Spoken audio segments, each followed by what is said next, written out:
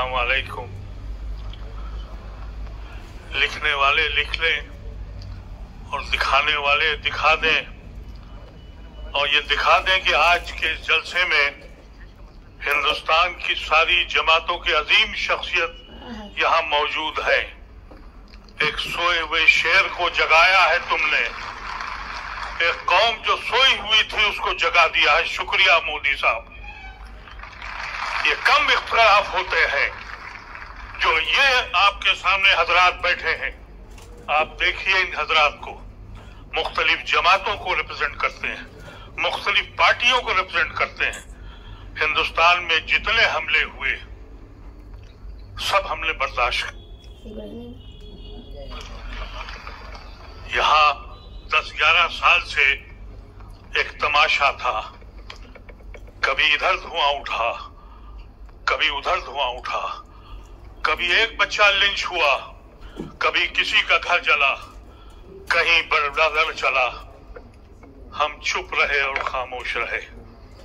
लेकिन ये दीन का मसला आ गया, हमारे मसाजिदों का मसला आ गया, हमारे कब्रिस्तानों का मसला आ गया। शुक्र है और एहसान है पर्सनल लॉ बोर्ड का, उसने आवाज लगाई और बर वक्त आवाज लगाई।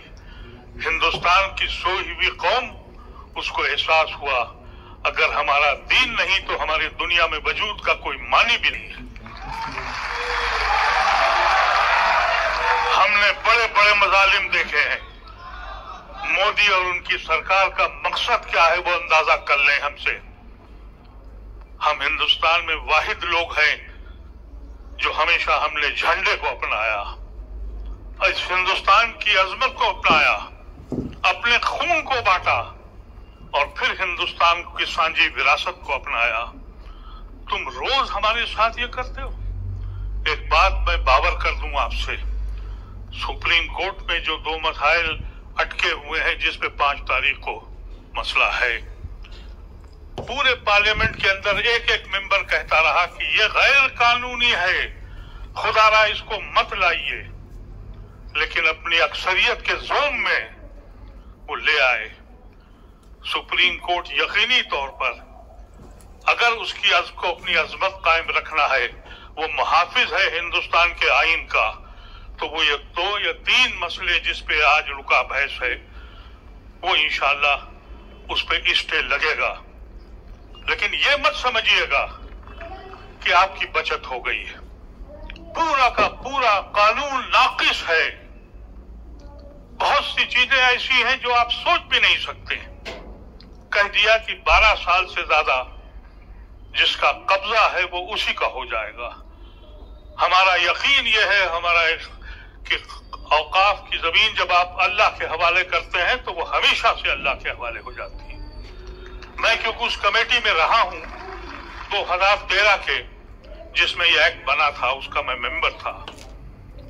उस वक्त हम लोगों ने कोशिश की थी कि उन सारी जायदादों को छीना जाए, वापस लिया जाए जिस पे काबिज है हुकूमत हिंद भी, स्टेट गवर्नमेंट भी और हमारे अपने लोगों ने भी कब्जा किया था। अब अगर वो 12 साल से काबिज हैं तो जमीनें उनकी हो गई। और मोदी ये कहता है कि हम गरीबों की भला कर रहे हैं। तुम औकाफ की जमीनों को छीन कर किसका भला करने जा रहे हो?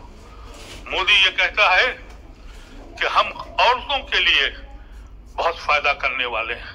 औरतों के तो हुकूक ही छीन लिए उसने ये कह दिया कि 5 साल आपको प्रैक्टिसिंग मुसलमान होना है। तो ये खवातीन जो अपने घरों में इबादत करती हैं, क्या इनके बुर्के उतार के देखोगे? घरों में घुस के देखोगे कि ये दीन के काम कर रही हैं? उनके हुकूक छीन कर बेशर्मी की तरह बयानबाजी हो रही है। हम समझते हैं बहुत बहुत बड़े लोग शख्सियत आपके बीच में हैं, लेकिन एक बात याद रखिएगा, ये पर्सनल लॉ बोर्ड ने जो आवाज दी है इसके मानी समझिए। ये मत समझिए कि एक मीटिंग आपने कर ली और आप खामोश हो गए। बहुत से हमारे हिंदू भाई ऐसे हैं जो हमारे साथ हैं लेकिन औकाफ को समझ ही नहीं पा रहे हैं। उनको ये अंदाजा ही नहीं हो रहा है। वो समझते हैं कोई ट्रस्ट है, कोई ऐसी संस्था है। उन्हें ये मालूम नहीं है कि औकाफ की जमीन अल्लाह की जमीन है।